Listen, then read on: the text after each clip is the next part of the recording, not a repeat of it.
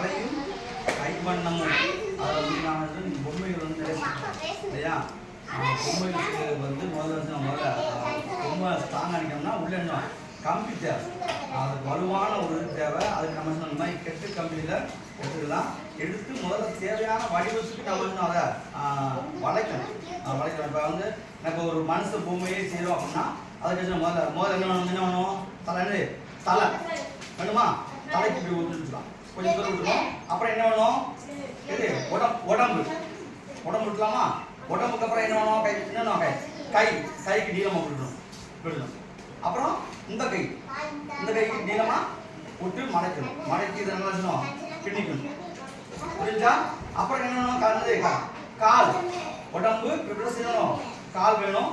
காலுக்கு நம்ம எப்படி வைக்கலாம், அது கீழே நம்ம என்ன அப்படி இப்படி செய்வோம், இப்படி மடக்கணும். சரியா?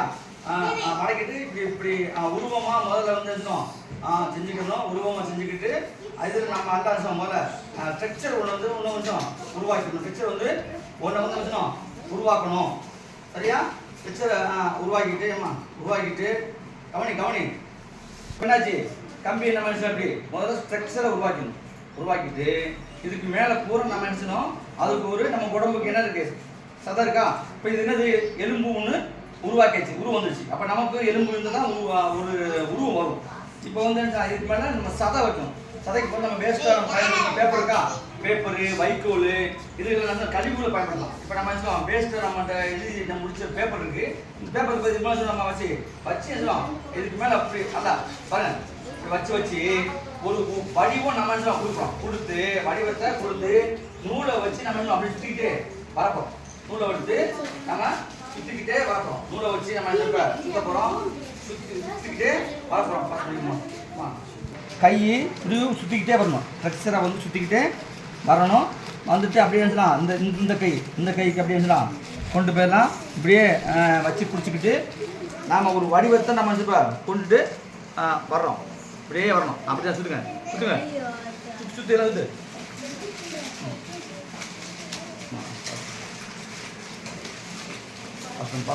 வடிவம் மாதிரி வந்துருச்சா, கை காலத்தில் வந்துச்சா இல்லையா?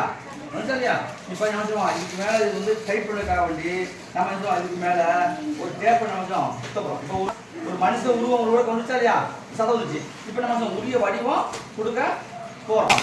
உரிய வடிவத்தோட டேப்பை சுற்றுறோம். உரிய வடிவத்தோட அதுக்கு வடிவம் கொடுக்குறோம். தலை, கழுத்து பகுதி இதில் வந்து அப்படியே உருவாக்குறோம்.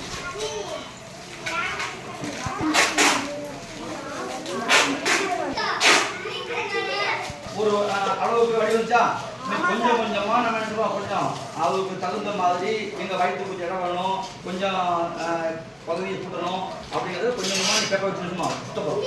சரியா? ஒரு சின்ன ஒரு பக்கம் வந்துச்சா ஓரளவுக்கு வந்துச்சா, அப்படி கொஞ்சம் கொஞ்சமாக நம்ம எடுத்துருவோம். அதுக்கு உரிய வடிவம் அந்த வடிவத்தை நம்ம கற்பனை பண்ணிக்கணும்.